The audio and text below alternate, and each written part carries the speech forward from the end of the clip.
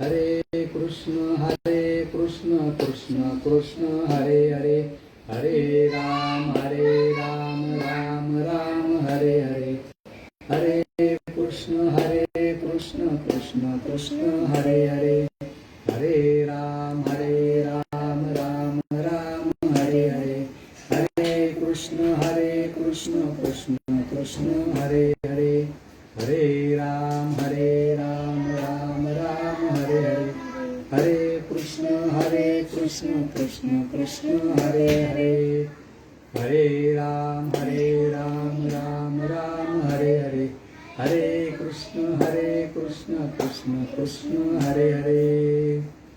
कुंडली गौरदेव हरी विठ्ठल, श्री ज्ञानदेव तुकाराम, पंढरीनाथ भगवान की जय, माऊली ज्ञानेश्वर महाराज की जय, जगद्गुरु संत तुकाराम महाराज की जय, शांती ब्रह्म एकनाथ महाराज की जय, सच्चिदानंद श्रीपाद बाबा महाराज की जय, सच्चिदानंद रामदास बाबा महाराज की जय, सच्चिदानंद अमृते दादा की जय, अवधूत चिंतन श्री गुरुदेव दत्त, गोपाल कृष्ण भगवान की जय, बोल रे बाई सब संतन की जय. गुरुर ब्रह्मा गुरुर विष्णू गुरुर्देवो महेश्वरा, गुरुर साक्षात परब्रह्म तस्मै श्री गुरवे नमः.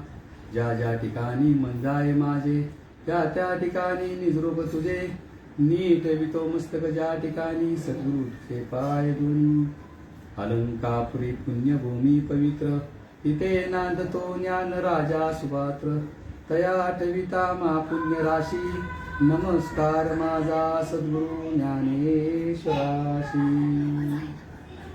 सद्गुरुनाथ महाराज की जय.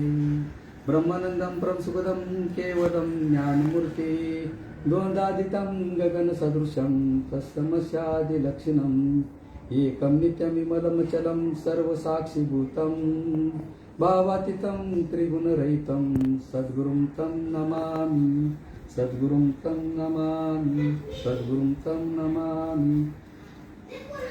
सद्गुरुनाथ महाराज की जय. श्रीपादनाथं गुरुराजवर्ण्यं मुमुक्षनाथं ज्ञानदानत्यदक्षिणं, कोटिक्षेत्रनिवासितं नमामि वेदविद्यावरिष्ठं, संत श्रीमंत सच्चिदानंद श्रीपाद बाबा महाराज की जय. जयाच्या संगती विराग झाला, मनोदरीचा दडबास गेला, साक्षात परमात्मा मज भेटविला, विसरू कसा मी सद्गुरु पादुकांना, विसरू कसा मी सद्गुरु पादुकांना, विसरू कसा मी सद्गुरु पादुकांना. ओम नमो ज्याद्या वेद प्रतिपाद्या, जय जय सवेदात्मरूपा, देवा तुची गणेशू सकलमती प्रकाशू, मने निवृत्तीदासू अवधारी जोजी, आत्मरूप गणश्या केलिया स्मरण, सकळ विद्यांचे अधिकरण, तेचे वंदू श्रीचरण श्री गुरूंचे. सद्गुरुनाथ महाराज की जय.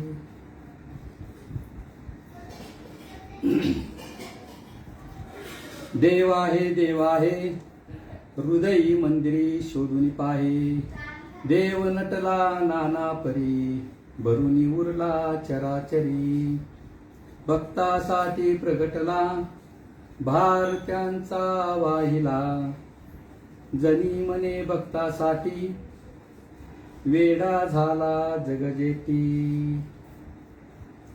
प्रस्तुत प्राप्त प्रसंगी सेवेसाठी घेतलेला निवडून घेतलेला हा अभंग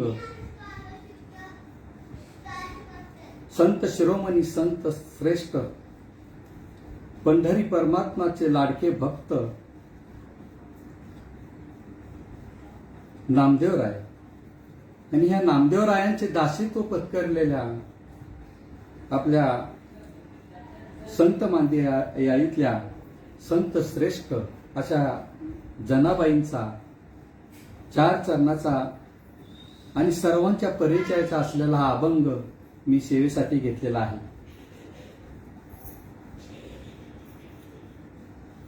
सेवेला सुरुवात करण्यापूर्वी परिहार देण्यात असा की हरिभक्त पारायण जगदीश बाबा आमचे गुरुवर्य, तसेच गुरुवर्य विकी बाबा, गुरुवर्य गुरुबंधू असे गरजे कुटुंब, तसेच आपले ओंकार आणि त्यांचे सगळं कुटुंबीय, या सगळ्यांच्या प्रयत्नाने आणि या प्रयत्नाला चालना देणारे माझे सद्गुरू सच्चिदानंद अमृते दादा यांच्या या प्रेरणेने हा चालत आलेला हा जो नामयज्ञ आहे. कारण फेसबुक व लाईव्ह वरती ह्या कोरोनाच्या काळामध्ये जी सुरुवात झालेली ही वाटचाल खरोखरच स्तुत्य आहे. आणि ही सेवा माझ्यासारख्या पामराकडे आली, खरंच मी माझं परम भाग्य समजतो. अभंग आहे संत जनाबाईंचा, आणि जनाबाईंनी आपल्याला या अभंगातून काय सांगितलेलं आहे, देवाचा पत्ता सांगितलेला. आणि खरं सांगायचं झालं तर संत जनाबाई ह्या काय सामान्य महिला नव्हत्या. अलग लक्षात, सामान्य घरात राहून सामान्य महिला नव्हत्या संत रूपापदार्थ जाण्याचं. कारण त्यांनी सद्गुरूशी एकनिष्ठ असल्यामुळे त्यांनी हे जे अभंग लिहिले खरंच, कारण त्या कुठल्याही संस्थेमध्ये म्हणा किंवा कुठल्या कारखान्यातले कुठल्या म्हणजे हे जे काय आता चाललेले आहेत त्या ह्याच्यामध्ये कुठे गेलेले नाहीत.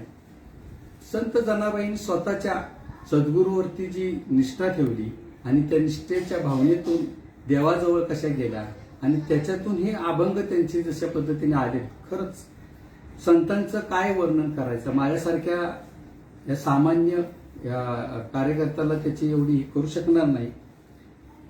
असो, तर हा संत जनाबाईंनी घेतले आपल्याला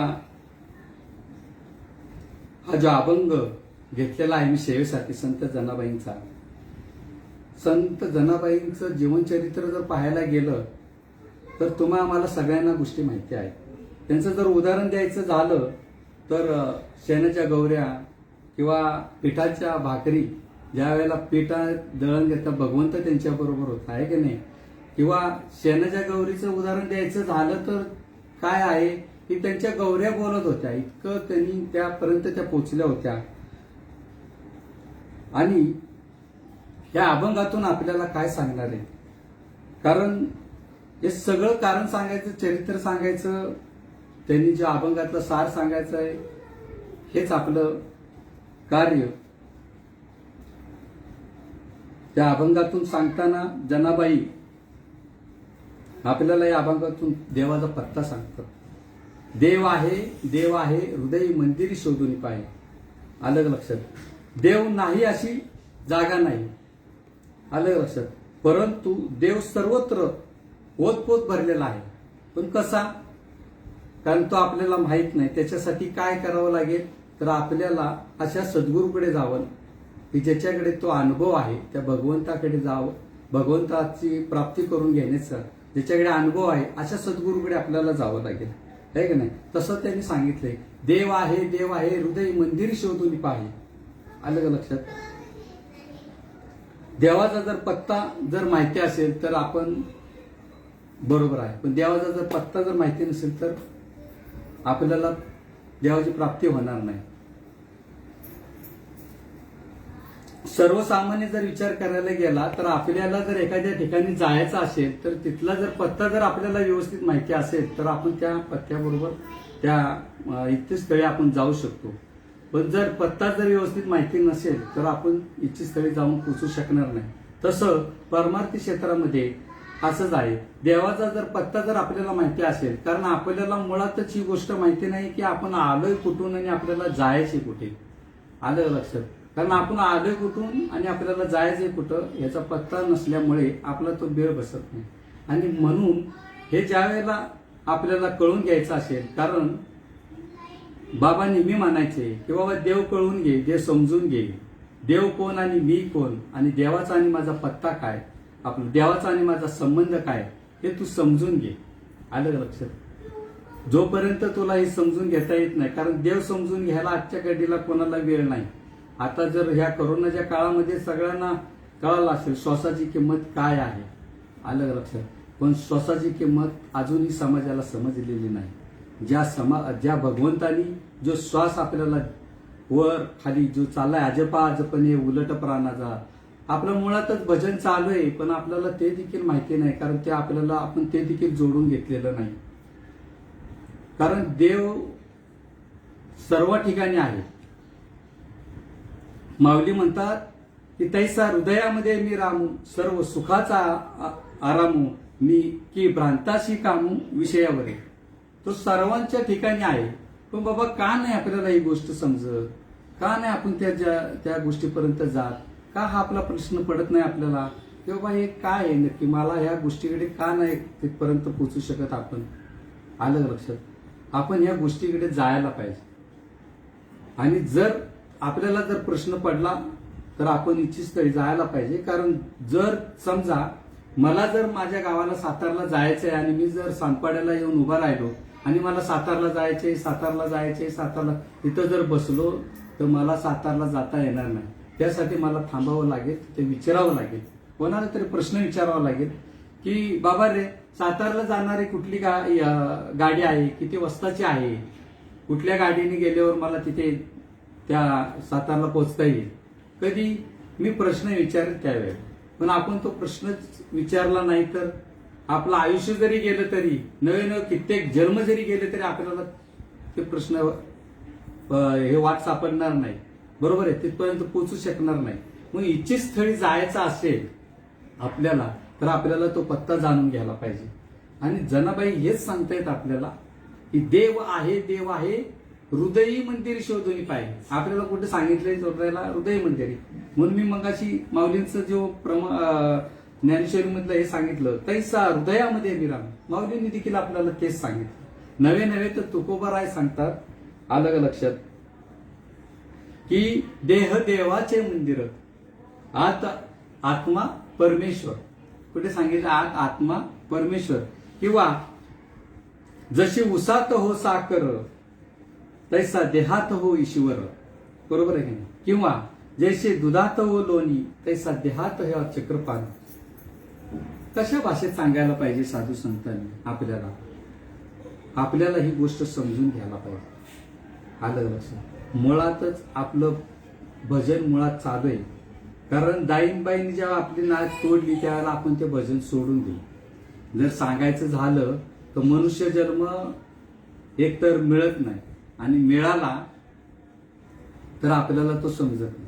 ऍक्च्युली मनुष्य जन्म जर तुम्हाला प्राप्त झाला तर काय होतं बघा, की आपल्या आईच्या उदरात आपला ज्या वेळेला उदरामध्ये आपण असतो त्यावेळेला आपलं भजन चालू असतं. आलं लक्षात? त्यावेळेला देवाचं भजन करतो. आणि 9 महिने 9 दिवस ज्या वेळेला वेळ येते त्यावेळेला तो जीव काय म्हणतो, देवा मला आता सोडव, मी बाहेर आल्यानंतर पण तुझं भजन करेन. आलं लक्षात? किती तळमळतीनं सांगते, देवा मला सोडव ह्याच्यातून, आता ह्या सगळ्या नरक यातना मला नको वाटते. कारण त्या ह्याच्यामध्ये तो ज्या वेळेला गर्भात असतो ना त्या ह्याच्यात सगळ्या, आता हे सगळं सांगायची गरज नाही, सगळ्यांना ह्या गोष्टी प्राप्त माहिती आहे.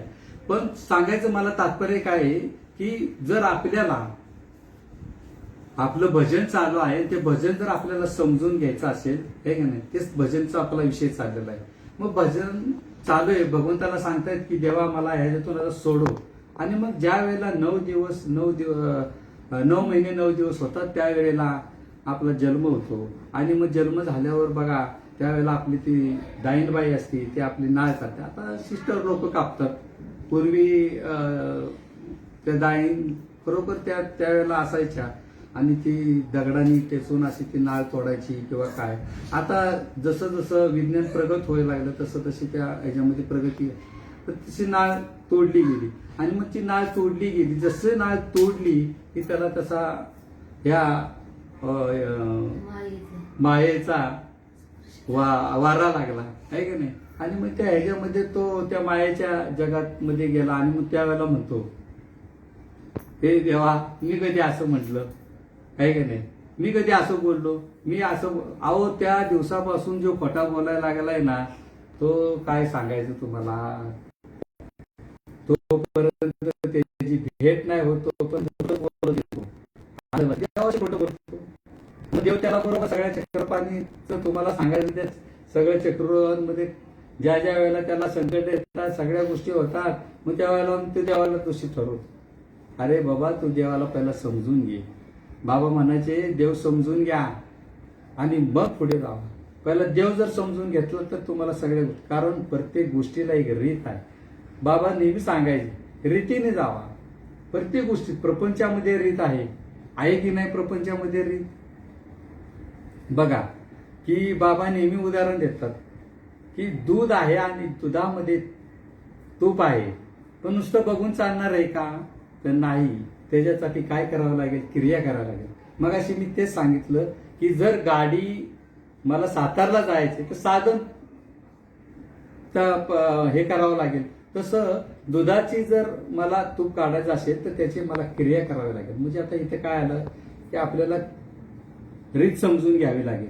मग अशा अनुभवी व्यक्तीकडून ती रीत समजून घ्यावी लागेल. अशा व्यक्तीकडून रीत समजून घ्यावी लागेल की त्याला ती माहिती आहे. आपल्या घरातल्या सुगुणीला सांगितलं की ताई मला हे दुधामध्ये तूप आहे एवढं सगळेजण सांगतात, मला रीत समजून सांग. मग ती ताई तुम्हाला सांगेल की बाबा रे त्या दुधाला प्रथम गरम करावं लागेल आणि गरम केल्यानंतर हे मुरवण आहे ते मुरवण त्याच्यामध्ये टाकून मुरवण टाकल्यानंतर 2 दिवस त्याला ठेवायला लागेल. मग तसं ते दही एकरूप होईल. आपलं दूध एकरूप होऊन ते घट्ट असं दही तयार होईल आणि दही तयार झाल्यानंतर 2 दिवसांनी ते म्हणेल बाबा रे आता ह्याला चांगलं असं हे करावं लागेल, घुसळण करावी लागेल त्याची. आणि अशी घुसळण केलेला अशी घुसळण केली की मग काय निघेल त्याच्यातून ताक आणि वरती लोणी तरंग आहे की नाही. मग लोणी आलेला असा तो मऊ असा लोण्याचा गोळा आपण तो बाजूला काढून ठेवतो आणि बाजूला काढून ठेवतो आणि मग त्या लोण्याला गरम केलं जातं आणि मग गरम केल्यानंतर काय होतं की त्यातला जो द्रव पदार्थ आहे तो बाहेर निघून तूप असं साजूक तूप आपल्याला प्राप्त होतं. आता ते तूप जर तुम्ही म्हणाला आता त्या दुधामध्ये परत घ्या तर होईल का त्याच्याशी एकरूप तर नाही होणार. कारण तसं आपल्याला आपल्या याच्यामध्ये तसं त्या 84 लाख योनीतून आपली मुक्तता व्हावी जर आपल्याला वाटत असेल तर आपल्याला सद्गुरूकडे जावं लागेल है की नाही. हरिप्राप्तीचे उपाय धरावी संतांची ते पाय है की नाही. ते साधती साधन तुटतील भावाची बंधने. हे कधी होईल, जोपर्यंत आपण त्या हरीची प्राप्ती करायची त्यावेळेला ठरवू. आणि मग ठरवल्यानंतर कुणाला शरण जावं लागेल तर अशा साधूकडे शरण जावं लागेल, संतांकडे शरण जावं लागेल आणि त्यांच्याकडून ती रीत समजून घ्यावी लागेल. आलं लक्षात. आणि मग त्यावेळेला ते आपल्याला लक्षात येईल की बाबा रे तुझं आहे तुझं पाशी पण तू जागा चुकला अशी. आपल्या जवळच होती ती गोष्ट पण आपल्याला ती माहीत करून दिली की आपल्या सद्गुरू हे की नाही. जसं आपल्याला अमृतदादांनी हे समजून घेतलं आणि आपल्याला ती गोष्ट निज वस्तू आपल्यापर्यंत प्राप्त करून दिली आणि आपल्याला आता त्या सद्गुरूंनी जी गोष्ट आपल्याला दिली नामरूपी जे तत्व आपल्यापर्यंत दिलं हे की नाही, ते तत्व आपण अंगीकारलं आणि मग आपल्याला आता समजलं की बाबा रे देव खरोखरच आपल्या जवळच आहे. नव्हे नव्हे तर तो सर्वात मध्ये आहे, ओत पोत भरलेला आहे हे की नाही. अशी जागा नाही की तिथे देव नाही. आज जरी मी तुमच्याशी संवाद करत असलो तरी ते शब्द माझे जे येत आहेत ते सद्गुरू नव्हे तर माझ्या त्या भगवंताच्या कृपेने येत आहेत. ते जर तसे दिसत नाही तसा तो निर्गुण निराकार आहे याची जाणीव मला माझ्या सद्गुरूंनी मला करून दिली. आणि मग मला समजलं की तो आणि मी वेगळाच नाही. बरोबर आहे का नाही. देव आणि मी वेगळाच नाही. अरे मीच तो देव आहे. आलं लक्षात? जे जे दिसते ते सगळं हरिरूप आहे. आणि ते ते सगळ्यांच्या ठिकाणी जर आपण पाहायला हरिपाठामध्ये प्रमाणे, बरोबर आहे की नाही? सर्वा घटीरामध्ये हा देही एक आणि सूर्यप्रकाश शस्त्र रश्मी, म्हणजे सगळ्यांच्या हृदयामध्ये तो आहे. म्हणून जनाबाई आपल्याला या अभंगाच्या द्वारे ह्या अशा पद्धतीनं पत्ता सांगतायत की देव आहे, देव आहे, 2 वेळा सांगतायत. अगदी किती विश्वासाने सांगत असतील. आपला तसा विश्वास आहे का? हा महत्वाचा विषय. देव आहे, देव आहे, किती तळमळीने सांगतायत की देव आहे बाबा रे. तो कुठे आहे? तर देव आहे, देव आहे, हृदयी मंदिर शोधून पहा. तू जर तुझ्या हृदयामध्ये शोधून पाहिलास तर तुला तो कळेल. त्याच्यासाठी तुला ती गोष्ट समजून घेण्यासाठी जसं मी आता सांगितलं की शरण जावं लागेल. आणि मग ही गोष्ट ज्या वेळेला तुम्हाला सांगतो, एक दृष्टांत जर मला द्यायचा झाला, तुम्हाला सांगतो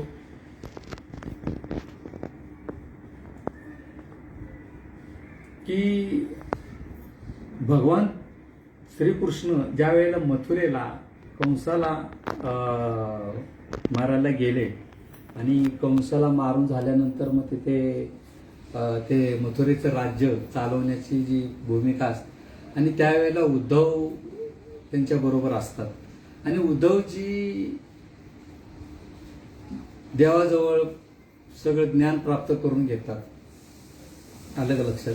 आणि ज्या वेळेला भगवंत एकांतात बसलेले त्यांनी एकदा दोनदा पाहिलं असं आणि ते पाहताना त्यांना पाहतात की भगवंता, तुम्ही म्हटले भगवंता आणि तुमच्या डोळ्यामध्ये अश्रू.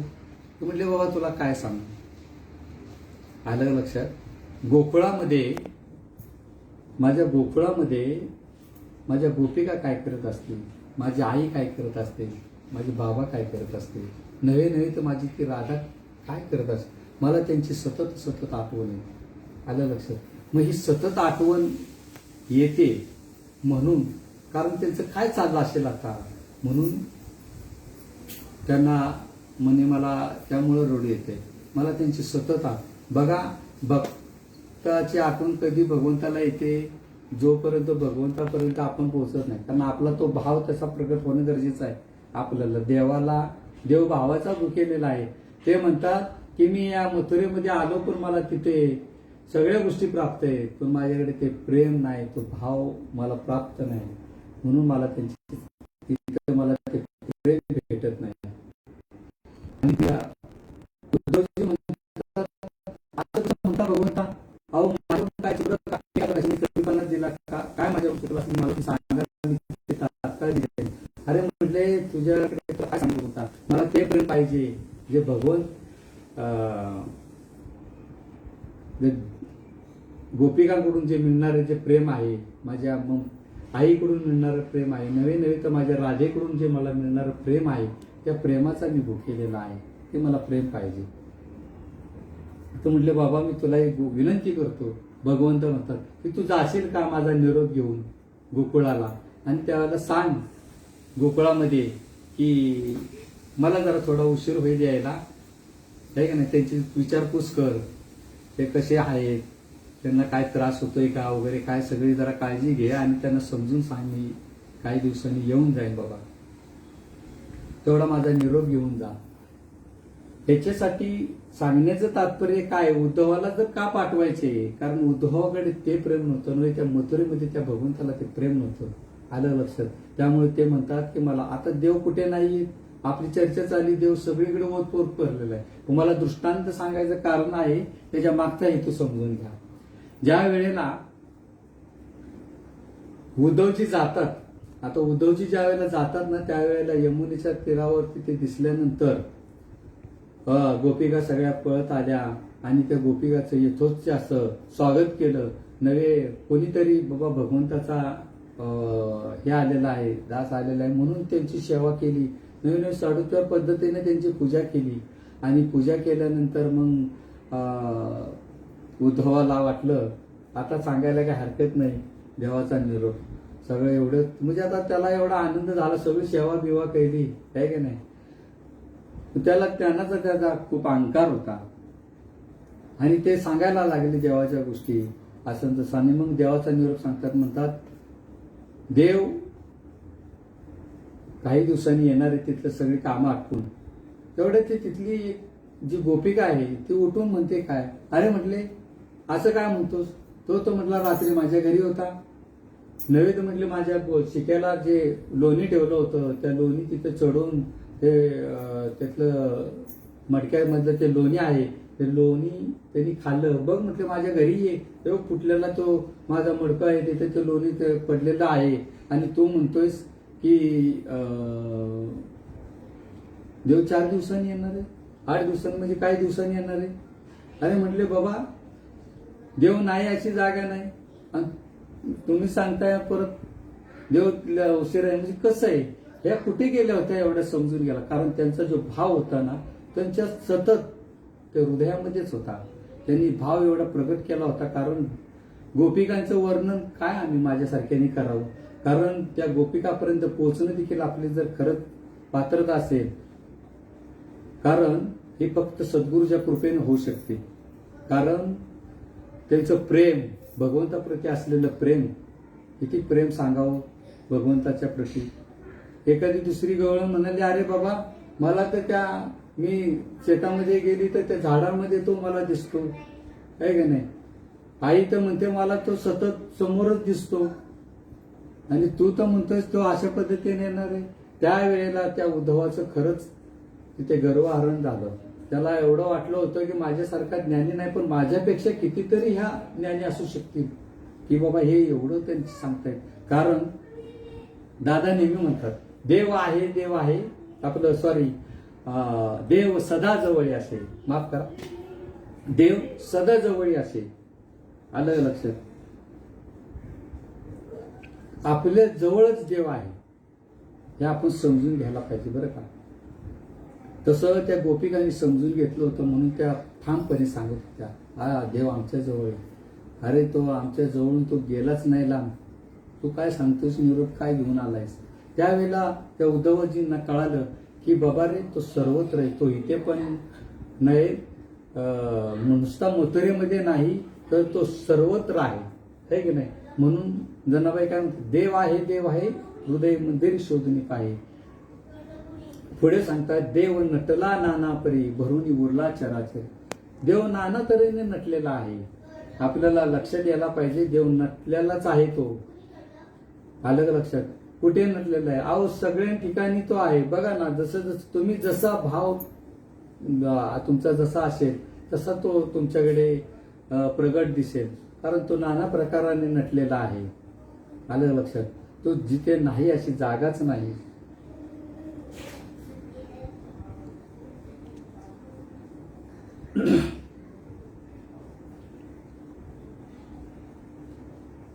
मग देव सदा जवळी असे, आपल्या सदा जवळी आहेत देव. फक्त तो आपल्याला समजला पाहिजे. आलं लक्षात?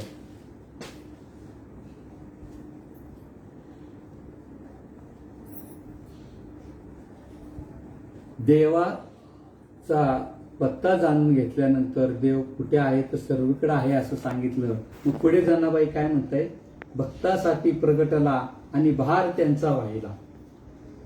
त्या प्रमाणात बघा, जर याच्यामध्ये तुम्हाला जर सांगायचं झालं भक्तासाठी काय नाही करत भगवंत.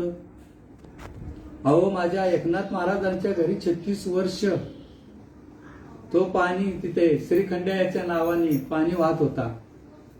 जनाबाईच्या घरी तो ज्या ज्या वेळेला जनाबाईने आठवण काढावी त्या त्या वेळेला भगवंत तिथे त्यांच्या आसऱ्याला असायचं.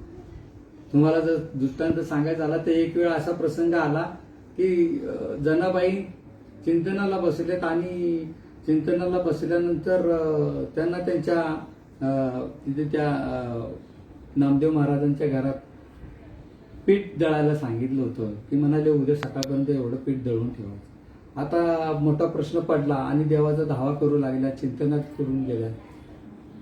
आणि बघा आता एवढं पीठ कधी दळून होणार म्हणून देवात काय आता म्हणजे त्यांच्या त्या आपल्या भगवंताच्या चिंतनात ते आपलं चालू होतं. पण भगवंत त्या ठिकाणी मदतीला गेला आणि ते सगळं त्या जनाबाईला दळू लागला. सगळं दळू लागल्यानंतर तिचं भजन चालू झालं. आलं लक्षात. आणि ज्या वेळेला भजन चालू झाल्यानंतर आहे ना, तो भजनामध्येच त्या भगवंताचा जो पितांबर होता तो गळून पडला. आणि मग तोपर्यंत पहाट झाली. एवढं भजनात दंग झाले होते ते, एवढं भजनात दंग झाले होते, त्यांना पितांबर गळल्याला कळालं नाही. आणि ते पहाट झाल्यानंतर काकड आरती ज्या वेळेला महाद्वारामध्ये सुरुवात होती त्यावेळेला लगबग झाली. आणि मग तिथे गेले गडबडीत. भगवंतांच्या लक्षात आलं, अरे म्हणले असं असं झालं. जसे जसे तसे भगवंत गेले. त्या भगवंतांनी आहे ना जाताना तो पितांबराच्या ऐवजी घोंगडी घेतली आणि तिथे जाऊन उभे राहिले. आणि मग ज्या वेळेला ही सगळी मंडळी ज्यावेळेला काकड आरतीला जातात, पूजा अर्चा करायला जातात, त्यावेळेला भगवंताकडे बघतात, आज भगवंताचं रूप असं का. आलं लक्षात. मग ते भगवंताचं रूप पाहिलं त्यांनी, तिथे घोंगडी, मग पितांबर कुठे, ते सगळं हे म्हणाले चोरी झाली, भगवंताची चोरी झाली. सगळीकडे चर्चा सुरू झाली. आणि म्हणाले कोण आहे बघा बघा म्हणून इकडे तिकडे सगळीकडे त्या पंढरपुरामध्ये चर्चा, चोर शोधायला निघाले. आणि चोर बरं का, तो चोर जावा, त्या चोरांनी अगोदरच जनाबाईचं चोरलेलं तिथे जाऊन हे केलेलं. बरोबर त्या जनाबाईच्या त्या झोपडीमध्ये जातात तर त्यांना ते पितांबर गळलेलं दिसतं. ते सगळं हे झालेलं आहे. आणि मग तिच्यावर चोरीचा आळ येतो. चोरीचा आळ आल्यानंतर मग ते ब्रह्म मार्तंड म्हणतात तिने मोठी चुकी केलेली आहे भगवंताची. आलं लक्षात. हिला माफी नाही, म्हणजे चुकीला माफी नाही, हिच्यासाठी देहांत प्रायश्चित म्हणजे तिला फाशी शिक्षा.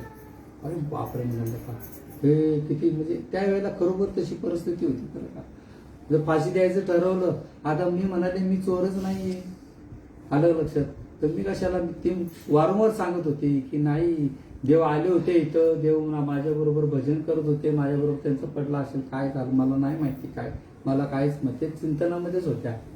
भगवंताला धावा केला, म्हटले भगवंता तुझ्या बरोबर मी एवढे हसले खेळले नाचले बागडले, आणि मग आता हे माझ्यावर काय संकट आलं. आलं लक्षात. त्यावेळेला तिला जनाबाईनं सुळावर चढायची वेळ येते, त्यावेळेला त्या सुळाचं पाणी होतं. आलं लक्षात.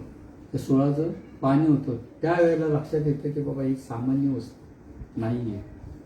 बरोबर आहे. त्यावेळेला संत जनाबाई, संतांना खूप त्रास झाला, माऊलींना किती त्रास झाला, तुकोबांना किती त्रास झाला, पण त्या त्रासाला भगवंतांनी त्या वेळेला त्यांना सावरलं. कारण त्यांचा दृढ निश्चय होता. है की नाही. दृढ निश्चय पाहिजे, नामावरती दृढ निश्चय पाहिजे, सद्गुरूवरती आपला दृढ निश्चय पाहिजे की ती वस्तू जी दिलेली आहे ती परफेक्ट आहे. जे काय होईल ते माझं भगवंतच. कारण बघा आपण नेहमी व्यवहारात आपल्याला सद्गुरू सांगितलं, जे काय आपण बोलतोय चालतोय किंवा काय आपली जी कर्म आहेत ती सगळी कर्म तुम्ही भगवंताला अर्पण करा, देव तुमचे सहाय्य होईल, तुम्हाला तो सहाय्य होईल. आलं लक्षात. पण आपला विश्वास असेल तर, आपला विश्वासच नाही, देवावरती विश्वासच नाही. आलं लक्षात. म्हणून हे जी काय आता चालले संकट वगैरे येतात हे काय होतात, कारण आपला विश्वास नाही. साधू संतांनी हे ग्रंथरचना केली म्हणून या गोष्टी चाललेत. हे म्हणून आपल्याला देव समजला. हे जर नसतं, हे ज्ञानेश्वरी नसते, गाथा नसते, तर आपण काय आपल्याला लोकांनी म्हणाले असते बाबा हे काय. कारण हे सगळं संतांनी लिहून ठेवलेलं आहे या सगळ्या ग्रंथ संप्रदायामध्ये. आलं लक्षात. कारण हे भागवत असेल, तुम्हाला सांगतो गीता असेल, ज्ञानेश्वरी असेल, तुकारामाची गाथा असेल, एकनाथांचे भागवत असेल, हे सगळ्या ग्रंथांमध्ये सगळं देवाचं सांगितलेलं. देवाची जी सगुण भक्ती सांगितली, देवाची निर्गुण भक्ती सांगितली, देव समजून घ्यायला सांगितला. पण आपण तो किती घेतला, आपल्याला तो किती समजला, हे महत्वाचं आहे. आणि जोपर्यंत आपल्याला ही गोष्ट समजत नाही म्हणून आपल्याला हे मेळ बसत नाही. मी ही दृष्टांत तुमच्या पुढे मांडण्याचं कारण असं होतं की देव आहे. आलं लक्षात. आणि देव तो भक्तांसाठी नेहमी सतत प्रत्येक ज्या वेळेला संकट येतं त्यावेळेला तो उभा राहत असतो.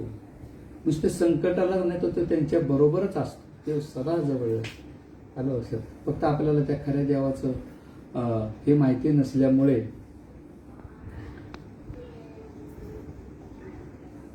म्हणून आपला मेळ बसत नाही. म्हणून या गोष्टीकडे जर बारकाईने जर विचार करायला पाहिजे. कारण तुम्हाला सखूबाईचं मला उदाहरण असं आठवलं. संत सखूबाई ह्या खूप सामान्य घरातल्या स्त्री आणि त्यांची जी भगवंताबद्दलची प्रीत होती, खूप भगवंताबद्दल प्रेम होतं.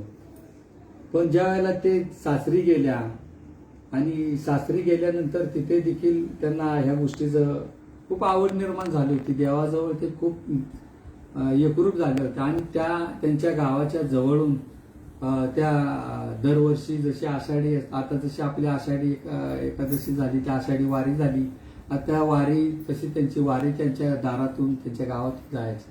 त्यावेळेला हे शेतात काम करायचं, ह्यांना असं मनोमन नेहमी वाटायचं की मला ह्या वारीत जायला भेटावं, मी वारीत जाईन. पण असा दृढ निश्चय केला आणि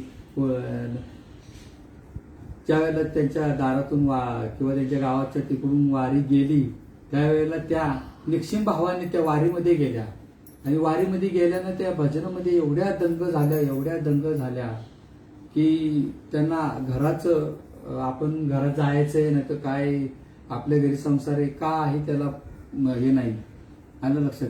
कारण ज्या वेळेला देवाचं करायचं ना त्या वेळेला त्यांच्या सासूबाई त्यांना त्रास द्यायच्या, त्यांचे पतिदेव त्रास द्यायचे. घरात असं वातावरण नव्हतं. अहो देव समजून घेतला, पण देवाचं जर करायचं झालं ना तरी ते पण प्राप्त व्हायला पाहिजे किंवा ते पण मिळायला पाहिजे सुख. पण त्या माऊलीला सुख नव्हतं मिळत, त्या संत सखूबाईंना ते भेटत नव्हतं. म्हणून त्या गेल्या त्या वारीमध्ये. त्यांना त्याच्यामध्ये एवढा आनंद वाटायचा. त्या ह्याच्यामध्ये भजन कीर्तन, तिथं चिंतन, हरिपाठ, काकड आरती हे रोज नित्यनेमाने तिथे ज्या वारीत गेल्यानंतर व्हायला त्यांना एवढा आनंद झाला आणि ते सगळं देहभान विसरून गेल्या. आणि देहभान विसरून गेल्यामुळे त्यांना घरी काय आणि हे सगळे शोधाशोध करतात कुठे गेल्या म्हणून. आता देवाला काळजी हे की नाही, भक्तासाठी तो प्रगटलाच, त्यांच्या घरी प्रगटला, तिथे सगळं करू लागला. संत सखूबाईच्या घरी भगवंत सगळ्या गोष्टी करत होता, तिथे सगळी सेवा करत होता. मग त्यांना ज्या वेळेला सखूबाई वारीतून आल्या आणि त्यावेळेला याच्या वेळेला ह्या माहेरला गेल्या म्हणून आदल्या दिवशी सांगून गेले. कोण? देव सांगतात काय, मी माहेरला जाते म्हणून ते गेलेत तुम्ही. आणि दुसऱ्या दिवशी सखूबाई आपल्या त्या भजनामध्ये गुम झालेल्या हातामध्ये त्या भगवी पताका आणि ती पताका घेऊन आपले ते भजन करीत त्यांचे आपले आले. सगळेजण ते एकामेक पाया पडतायत. पंढरपूरला जाऊन आले. पूर्वी असं व्हायचं की ज्या वेळेला जर कोणी पंढरपूरच्या आषाढीच्या वारीला जर गेलं ना आणि ज्या वेळेला वारी करून आला तो भक्त, त्यावेळेला सगळेजण त्याच्या पाया पडायची. तिथे कसला मान पान काय नसायचं, सगळेजण यायचे. का तर तिथे पंढरपुराचं चरण स्पर्श झालं, भगवंताच्या दारात गेले. त्यावेळेची खूप पूर्वीची भक्ती खरंच त्यावेळेला तो आनंद फार वेगळा होता. तसं त्यावेळेला त्या घडले. आणि मग ते जनाबाई आपलं सखूबाईंच्या त्या घरी येताना हे सगळं त्यांचे पतिदेव पाहतायत, सासरे पाहतायत, सासू अरे म्हणाले हे काय. मग ते म्हणते कुठे म्हटलेस माहेरा गेले म्हणून सांगतेस आणि हे काय वेश धारून आलेलेस तू. अहो म्हणाले मी गेले होते पंढरपूरला, त्या वारीत आले, त्या वारीत मी गेले होते. आता हे सगळे काय म्हणाले, तर हिला वेळ लागले काय. विश्वास खरंच नाही बसला त्यावेळेला. आणि त्यावेळेला ज्या वेळेला तिच्याबरोबर ज्या कोणी गेले होते तेव्हा सांगतात हो, सगळी चौकशी केली म्हणतात हो त्या आमच्या बरोबरच होत्या. तसं केलं संत, किती त्यांचं भजन, किती सुंदर गायन, किती काय. म्हणजे ज्या वेळेला ही गोष्ट समजली त्यावेळेला ते शरण गेले आणि म्हणाले मग ही सखू कोण होती जी घरात रोज भांडीगुंडी करत होती. संसारातल्या सगळ्या गोष्टी तिने केल्या. नवे नवे देव त्या पतिदेवाच्या बाजूला देखील सखूबाई म्हणून झोपला. विचार करण्याची गोष्ट आहे. देव भक्तासाठी खरंच आजही तो देव तसाच्या तसाच आहे. आलं लक्षात. बाबा म्हणायचे की बाबा तिकडे साताराला, कराडला, मराठवाड्याला वेगळा श्वास आहे, हवा आहे, आणि मुंबईला वेगळी हवा आहे का? डोंबिवली कल्याणला वेगळी हवा आहे का? किंवा इकडे कोपरगिरणीला याला नवी मुंबईला वेगळी हवा आहे का? नाही बाबा, ती सर्वत्र एकच आहे. सूर्याकडे जसं जो प्रकाश आहे तो कधी पाहिलाय का की तो गरीब आहे, श्रीमंत आहे, याच्या घरी कसा आहे जाऊ मी? नाही बाबा, तो सर्वांच्या ठिकाणी ओतपोत भरलेला आहे. जसं सूर्य सगळ्यांच्या ठिकाणी प्रकाश देतो, तसा जो वायू आहे तो सगळ्यांपुरते आहे की नाही? जो श्वास आपण इथे घेतोय तो तिकडे बाहेर गेल्यावर काय वेगळा घेतो का? नाही, तो एकच आहे. आलं लक्षात? भगवंत एकच आहे की नाही? म्हणून आपल्याला तुकाराम, आपला तो देव एक करून, आपला तो देव एक करून घ्यायचंय आपल्याला. हे कधी एक करून घेता येईल? कारण तो एकच आहे. बघा, तुम्हाला सांगतो की साईबाबांचं जर तुम्हाला उदाहरण द्यायचं झालं तर साईबाबा काय म्हणतात? श्रद्धा आणि सबुरी. आणि त्यांचं एक ब्रीद वाक्य आहे काय? सबका मालिक एक. किती जणांना कळालं सबका मालिक एक आहे? आजही लोकांना तो सबका मालिक एक कळाला. एकच, त्यांनी पण एकच सांगितला, आणि आपल्या साधू संतांनी पण एकच सांगितलं, आणि तो एकच आहे. आलं लक्षात? त्या पण महाभूतामध्ये तोच एक. त्याच्या सत्तेने चाले हे शरीर कोणाची या सत्ते.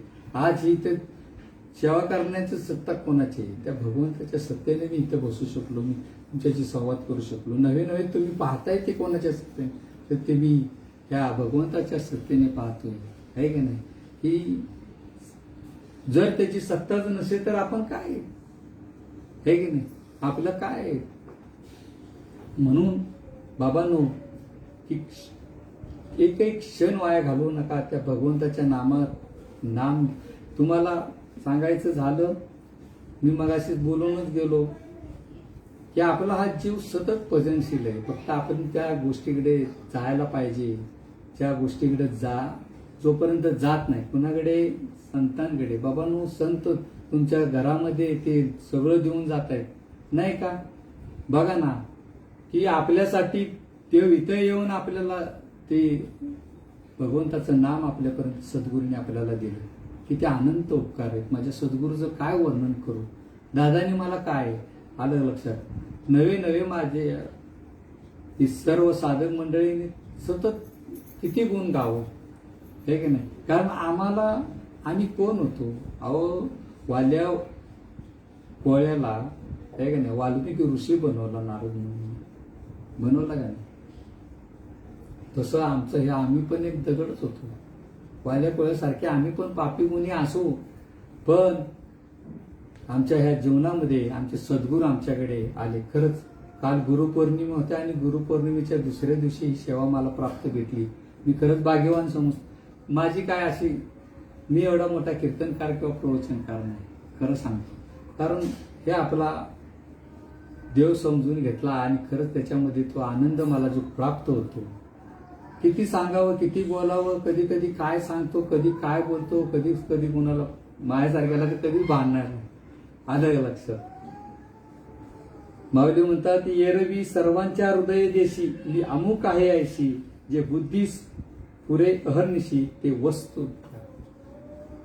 नाही का म्हटलं? हे कधीच पुरल, कशा पद्धतीने पुरल? त्या भगवंत तशा पद्धतीने ती सेवा करून घेत असतो. आलं लक्षात? म्हणून आपल्याला ह्या अभंगाच्या माध्यमातून सांगायचं झालं तर धनाबाईने खरंच देवाचा पत्ता आपल्याला दिलेला आहे, की नाही? त्यांनी ठासून सांगितलेले देव आहे, देव आहे, आजही देव आहे. कालही होता, आजही आणि उद्याही नव्हे, त्याच्या सत्तेनेच हे सगळं चाललंय. जोपर्यंत त्याची सत्ता आहे. आपलं काय, आपण भाड्याचं घर, आहे की नाही? हे आपलं शरीर भाड्याचं आहे. ऑर्डर आली की जावं लागेल, खाली करावं लागेल. फक्त आपल्याला ती समजून गोष्ट घ्यायला पाहिजे, कारण आपण आलो कुठून आणि आपल्याला जायचं. जसं आता आपला पावसाळा सुरू, पाण्याला समजते, आहे की नाही? तो आला कुठून आणि गेला कुठून, बरोबर आहे? जो समुद्रातून ते पाणी आलं, आहे की नाही? जर त्याची जर रीत सांगायची झाली ती काय, समुद्राचं बाष्पीभवन होतं. बाष्पीभवन झाल्यानंतर त्याच्यावर वरती ढग तयार होतात, आणि मग जे ढग तयार झाले त्याच्यावर एखादी रासायनिक प्रक्रिया होती आणि प्रक्रिया झाली की मग तो कधी कोपरखिरणीला पडतो, कधी सातारला पडतो, जिथे जिथे तो जिथे ढग तयार होतो तिथे तिथे तो पडतो. आणि पडल्यानंतर मग ते डोंगरावर पडलेल्या त्याच्यातून ओढ्या नाल्यातून हे का नाही नदीतून कुठे जातो, शेवटी समुद्रालाच भेटतो. म्हणजे जसं पाणी आलं कुठून, समुद्रातून, गेलं कुठे तर समुद्रातच गेलं. तसं आपण आलोय कुठून, आपल्याला जायचंय कुठे, त्या गोष्टीचा आपण विचार करायला पाहिजे. ही गोष्ट समजून घेतली पाहिजे. आणि ही गोष्ट समजून घेण्यासाठी सद्गुरू आपल्याला नेहमी कारण संतांच्या संगतीत राहिलं ना की आपल्याला सगळ्या गोष्टी प्राप्त. बरं का, संतांची संगत पाहिजे आपल्याला. संगत तिथे जर राहिलो तर मग आपल्याला काहीच कमी पडत, पण संतांची संगत लागली पाहिजे, आहे का नाही. नामदेव महाराज म्हणाय आहे का नाही, त्यांनी लिहिलंय, संत संगतीचे काय सांगू सुख आणि आपणा पारिके नाही तिथं आपल्यासारखं नाही. साधू थोर जाना, साधू थोर जाना, साधू थोर जाना कलियुग. संतांची संगत सांगितली. ज्यावेळेला नामदेवरायांना हे अभंग सुचला ना, त्याच्या अगोदरचा अभंग ज्यावेळेला त्यांना सतत वाटत होतं की देव पंढरपुरामध्येच आहे. नामदेवरायांना काय वाटायचं की देव पंढरपूर माझा आता इथे बस, मी कुठे जाणार नाही इकडे. आलं लक्षात, माझा पांडुरंग आहे मीच. तो पांडुरंगाला बघा, भगवंताला भक्ताची किती काळजी असते, कारण त्याच्यावरून मोठं कार्य घडणार होतं, आहे का नाही. म्हणून भगवंताला वाटलं की जर नामदेवराय जर माझ्या इथे राहिले तर हे कार्य पूर्णत्व जाणार नाही, त्यासाठी काय करावं लागेल. म्हणजे माऊलींना भगवंतांनी सांगितलं की बाबा तुम्ही तीर्थयात्रेला निघा आणि तीर्थयात्रेला जाताना तुम्ही नामदेवरायांना घेऊन जा. आणि मग नामदेवराय तुमच्या बरोबर आल्यावर त्यांना कळू द्या की मी कुठे नाही, सगळीकडे ओतप्रोत भरलेला आहे. त्यांनी मला फक्त इथंच जाणून त्याचा जरा त्याच्यातला जो मनातला भ्रम आहे तो निघायला पाहिजे. आणि मग माऊली जातात पांडुरंग नामदेवरायांकडे. नामदेवरायांना म्हणतात, नामदेवराया मी तीर्थयात्रेला निघालोय, माझ्या संगतीला तुम्ही याल का. तो म्हणाले, देवा आलास तू, पण माझं पांडुरंग तिथेच आहे, कशाला मला इकडे तिकडे जायची काय गरज आहे. तो माझ्या समोर आहे, मी त्याच्या समोर आहे, ते भजन कीर्तन चालू आहे की नाही, तो माझ्या भजनात नाचतोय आणि काय पाहिजे तर काय कीर्तन काय कर, आहे की नाही. म्हणाले तुम्ही माझ्याबरोबर आलात तर मला खूप बरं वाटेल. खूप अशी त्यांनी विनंती केली. ते म्हणाले थांबा जरा. आणि मग नामदेवराया पांडुरंग परमात्म्याकडे जातात आणि त्यांना विचारतायत, अहो म्हटले माऊली माझ्या मागे लागले की तीर्थयात्रेला माझ्याबरोबर चला. पण तीर्थयात्रेला कसं जाऊ देवा, मी तुला सोडून एक क्षणही राहू शकत नाही. मला तुझ्या वाचून दुसरं कुठलं देवाची पण मला हे करूशी वाटत नाही, एवढं मी तुझ्याशी एकरूप झालेलो आहे, मी कसं जाऊ. ते म्हणाले, भगवान परमात्मा म्हणाले, अरे एवढी विनंती करतायत माऊली तर जा ना तू, बघून ये. नाही म्हणाले, मी तुझ्याशिवाय दुसरीकडे जाऊ शकत नाही. ते म्हणाले, बाबा अरे तू त्यांच्या बरोबर एकदा जाऊन तरी कर ना. म्हटलं देवा तुम्ही पण एवढी विनंती, हो म्हटलं मी पण विनंती करतोय, तू जा. अरे मी इथं नाहीये, मी सर्वत्र आहे. आलं लक्षात, मी सर्वत्र आहे. नाही म्हणाले, देवा पण माझी एक आठ आहे. हो, नामदेवरायांना हाट घालायची सवय, त्याने आठ घातली. म्हणाले काय आठ आहे. म्हटलं मी जातो देवा, तुमचा आदेश, माऊलींचा आदेश मी नाही करू शकत, तर पण माझी एक आठ आहे. तर म्हटले ज्या ज्या ठिकाणी माऊली जाते आणि त्या त्या ठिकाणी जे मंदिर असेल त्या मंदिरात कटेवर हात ठेवलेला पांडुरंग मला दिसला पाहिजे किंवा तो असला पाहिजे तरच मी त्या मंदिरात जाईल. म्हटले हो हो तसा असतो. ठीक आहे तुझी आठ मी मान्य केली जा तथा असतो. आणि मग नामदेव रायांनी माऊली एकत्र तीर्थयात्रेला जातात. ज्या ज्या ठिकाणी जातात त्या त्या ठिकाणी माऊली म्हणतात या मंदिरामध्ये नामदेव राया या माझ्याबरोबर भगवंताचं दर्शन घे. नाही म्हणाले तिथे जर विटेवर उभा असलेला आणि कमरेवर हात असलेला असेल ना तरच मी. आणि म्हटलं तुम्ही या तर कर, तुम्ही डोळे झाका आणि त्याचं नामस्मरण करा तुम्हाला तो नाही म्हणाले. विनंती केली नाही वय नाही म्हणून पुन्हा त्यांना बरोबर घेऊन जातात आणि प्रत्यक्षात पाहतात. तो भगवंत भक्तासाठी कुठेही तो प्रगट होऊ शकतो आहे की नाही. कारण तो भाव त्याच्यामध्ये होता. नामदेवरायांचे भाव होता. आलं लक्षात. त्यांना ज्या ज्या वेळेला मनामध्ये यायचं ना त्या त्या वेळेला भगवंत त्याच्या समोर असायचं. मग त्या माऊलींबरोबर जेव्हा जातील त्यावेळेला नाही येणार का? येणार त्यावेळेला. कारण तो नाही अशी जागाच नाही. बरोबर आहे का? रीता नाही अशी जागाच शिल्लक नाही. मग या गावाला त्या तीर्थाला अशी तीर्थयात्रा करत करत करत करत करत परत पंढरपुरामध्ये येतात आणि म्हटलं नामदेव राया खूप बरं वाटलं तुमच्या संगतीत तुम्ही माझ्याबरोबर आलात. मी माझ्या एकट्याची एवढी झाली नसती. अहो म्हणाले काय देवा बोलताय माऊली. अहो म्हणले तुम्ही जर मला नसतंच घेऊन गेले फिरायला ना तर मला हे समजलंच नसतं. आलं लक्षात. कारण देव कुठे नाही, देव सर्वत्र आहे. आलं लक्षात.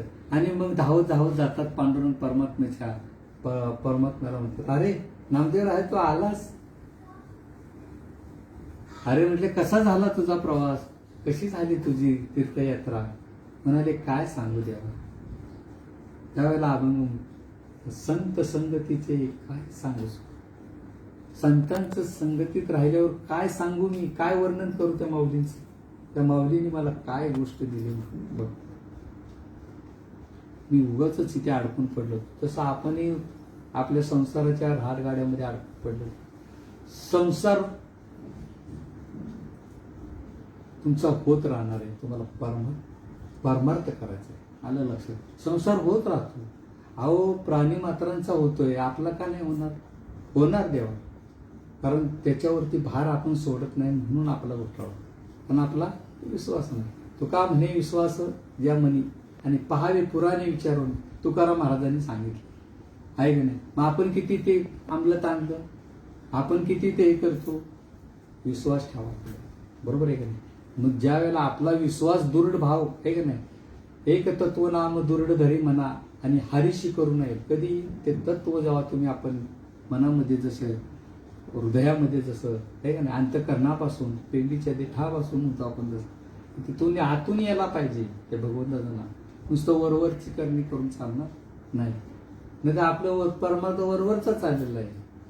आपण वरवर नाही करत म्हणून आपल्यापर्यंत ते पोचत नाही. आपला अंतःकरणात ज्या वेळेला हाक येईल त्यावेळेला साक्षात परमात्मा तुम्हाला भेट देईल. खरी गोष्ट आहे देवा. कारण ज्यांनी अनुभवलंय त्यांचा अभंग आहे का नाही. त्या साधू संतांनी अभंग ज्या ज्या वेळेला त्यांनी काय केलं, त्यांनी स्वतः अनुभव घेतला आणि नंतर आपल्यापर्यंत सांगितला आहे का नाही. संतांनी अगोदर केलं, स्वतः अनुभव घेतला, सगळ्या गोष्टी प्राप्त करून घेतल्या आणि नंतर आपल्यापर्यंत त्या पोहोचवल्या आहे का नाही. आज त्या संत वाङ्मयामुळेच आपल्याला ह्या गोष्टीपर्यंत पोहोचता येईल किंवा तो देव आपल्याला समजून घेता आला. आलं लक्षात. संतांचे उपकार काय आता सांगायचं.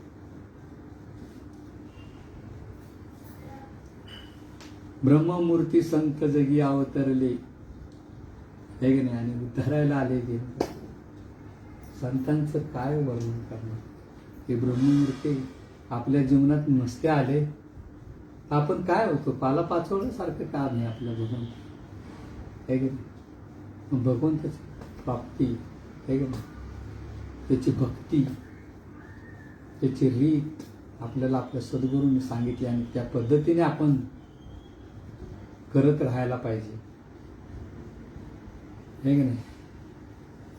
शेवटी जनाबाई काय सांगतात, शेवटचं चरण,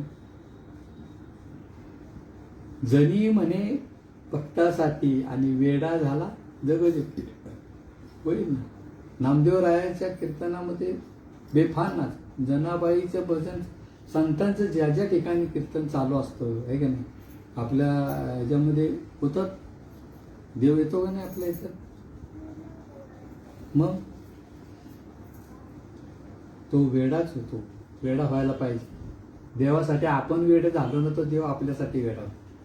आलं लक्षात. म्हणून आपल्याला ती गोष्ट पहिली चांगल्या पद्धतीने, चांगल्या अंतःकरणातून ती घेतली पाहिजे, आहे की नाही. आज या ठिकाणी खरंच माझ्यासारख्या या पामराला माझ्याकडून काय चुकलं असेल, काय वाकलं असेल, खरंच मी एवढा मोठा प्रवचनकार नाही किंवा कीर्तनकार नाही. मला जे काय सुचलं आणि जे काय माझ्या भगवंतांनी माझ्याकडून ती सेवा करून, माझ्या सद्गुरूंनी काय जी सेवा करून घेतली, ह्याच्यातून माझ्याकडून काय चुकलं असेल तर माझ्या बुद्धीचा दोष, आणि जे काय चांगलं असेल ते माझ्या साधू संतांचे, माझ्या सद्गुरू आणि ते दादांचं असेल. आलं लक्षात. ही सेवा मला दिली जगदीश बाबा, दुर्वाडे महाराज, आपले गर्जे महाराज, सगळ्यांचं मी आभार व्यक्त करतो. आणि झालेली सेवा ही संत चरणी अर्पण करतो. तुम्ही संत मायबापांच्या चरणी अर्पण करतो.